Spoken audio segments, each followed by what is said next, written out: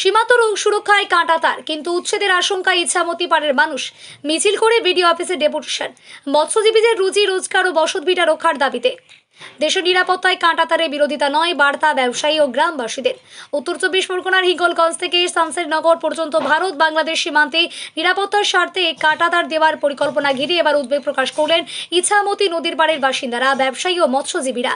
তাদের অভিযোগ, নদী পাড় থেকে নির্দিষ্ট দূরত্বের মধ্যে জমি অধিগ্রহণ করা হলে বহু পরিবার বসতভিটা ও জীবিকা হারানোর আশঙ্কায় পড়বে। স্থানীয়দের দাবি, হিঙ্গলগঞ্জের ইছামতি নদীর পাড় থেকে প্রায় 150 ফুট জমি অধিগ্রহণের পরিকল্পনা বাস্তবায়িত হলে 8টি গ্রাম পঞ্চায়েতের বহু গ্রামের মানুষ সমস্যায় পড়তে পারেন।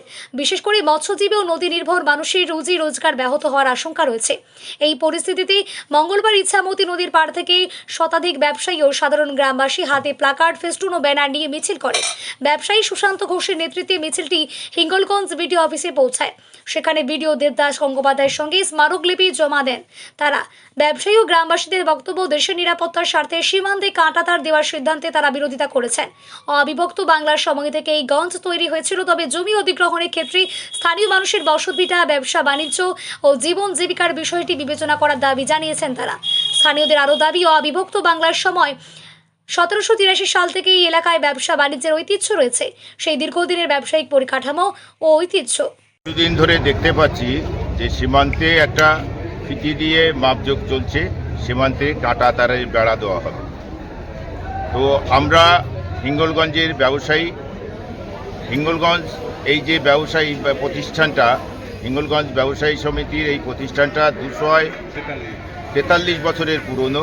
243 বছর আগে 1783 সালে এই বাজারটা তৈরি হয়েছিল।